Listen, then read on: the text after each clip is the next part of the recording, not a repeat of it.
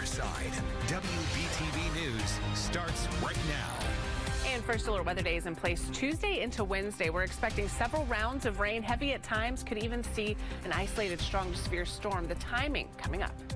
And we're following breaking news out of Monroe as a 12-year-old is now dead after a shooting this past weekend. What we've learned about the other teen who was shot as well. I will rebuild the 4 slips for summer, and I just hate that my customers lost their boats. Also breaking, an explosion at Lake Wiley causes multiple boats to go up in flames. We're live and on your side working to learn what caused the explosion. But first, let's start with our weather this afternoon. Taking a live look out at Bank of America Stadium there, a shot you can only see from our Catalyst Tower camera. And we're also looking at Ballantyne in South Charlotte. Temperatures in the low 50s. Skies are cloudy today. It's gray out there. Thanks for joining us here first at 4. I'm John Carter. Siobhan Bryant is off today. All right, let's get started with meteorologist Rachel Coulter right now because we have a few active days of weather ahead of us, which is why we now have 2 first alert weathers in place. Rachel? That's right. That first alert weather day going to go for Tuesday on into Wednesday.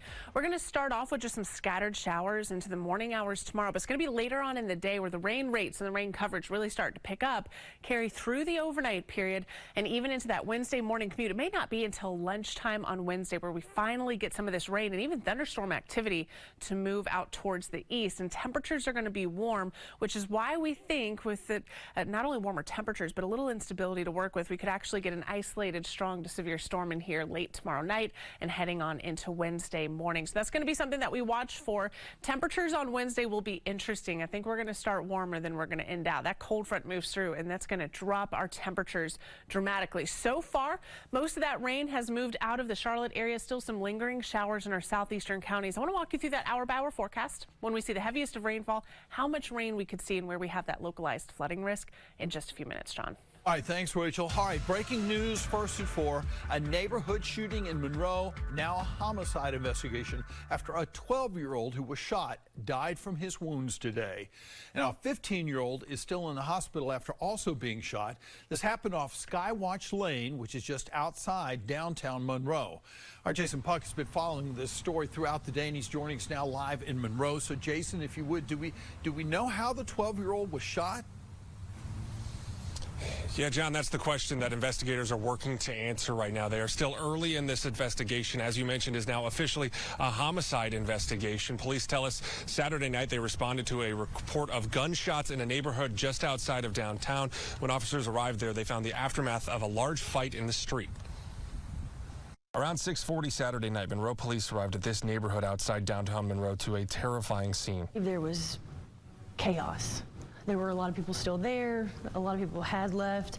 Monroe Police Lieutenant Morgan Malone told us Monday that they believe this started as a fight in the street amongst mostly teenagers. They were told that there were about 20 people that were involved in this fight. At some point, one of the people started shooting a gun, hitting a 15-year-old and a 12-year-old. The 15-year-old is expected to recover, but unfortunately, we just were told that the 12-year-old has died from his injuries. We spoke with neighbors on the street Monday who were upset and didn't want to go on camera, but told us they heard multiple gunshots followed by screams. A scary situation that Lieutenant Malone said police are still working to understand. So the detectives are working now to figure out exactly what played out in that street. Once they figure out who the shooter or shooters were, then they'll take out arrest warrants on those people that are involved. As that investigation continues, police are wanting the public to know they don't believe this was a random fight or attack. This was definitely an ongoing dispute between 2 groups, not gang violence. There's no evidence that gangs are in any shape related to this incident. It was targeted. It was a prearranged meeting, fight, if you will, in the street there. Now, as you heard there, police are working to identify and charge the people responsible. They tell us they're also investigating the parents in this case, working to figure out how those children got those guns in the first place. Of course, we'll bring you the updates on this story as soon as we get them. For now, here live in Monroe, I'm Jason Puckett, WBTV, on your side. This afternoon, police in New York say a strong person of interest has been arrested in the killing of United Healthcare CEO Brian Thompson. You'll remember Thompson was shot in the back Wednesday as he walked to the company's annual investor conference from his hotel. Officials say 26-year-old Luigi Nicholas Mangione was taken into custody in Pennsylvania after police got a tip he was eating at a McDonald's in Altoona. Investigators say Mangione had a gun believed to be the one used in the killings, as well as writing suggesting his anger with corporate America.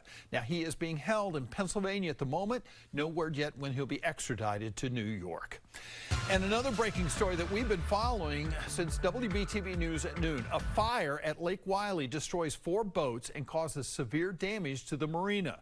This happened at Terry's Marina on Pine Harbor Road, just east of the South Carolina border. And WBTV's Dalford Jones has been covering this story for us all day long. He's joining us live now with more on what happened. Dalford?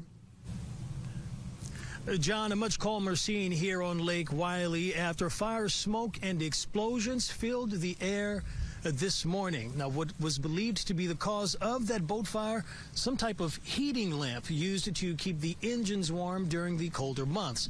Now, we want to show you this video. It was captured by a woman who lives very close by.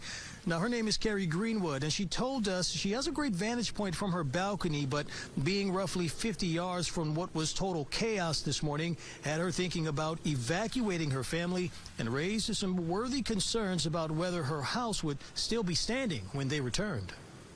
Sorry for whatever anybody lost today, but I was extremely concerned with my house because if it would have jumped, it would have run up the hill and then it would have taken my house.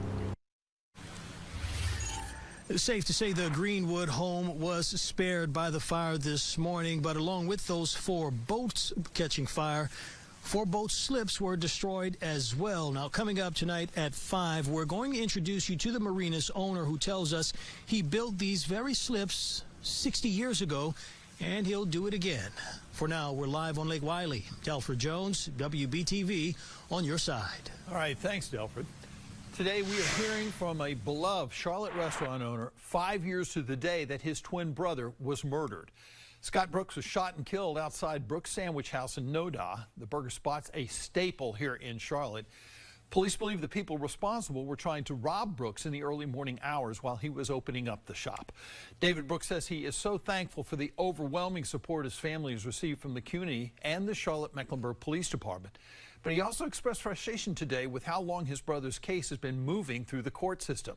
Brooks says the last 5 years have been tough for his family. His own family members still run the business, but he says his brother's death has torn them apart. Remember, Scott Brooks was killed in the early morning hours of December 9th of 2019. 2 people were arrested, but they have just been sitting in jail. Police arrested Terry Connor Jr. and Stephen Staples for Scott Brooks' murder. We've learned both men have also been charged in connection to other killings. Both pleaded not guilty to Brooks' murder and have yet to go to trial. David Brooks says the lack of any movement in the court system is discouraging. I don't understand what the 5-year delay is, but they need to start doing their job and get this case to trial. I want the court system, the district attorney's office to open their eyes and let's get this moving along. Brooks says the last he heard is that court proceedings could ramp up this coming spring. A live look now from our camera on top of the Catalyst building, Bank of America Stadium. There you see, he's getting ready to host the Duke's Mayo Bowl, which will be next month.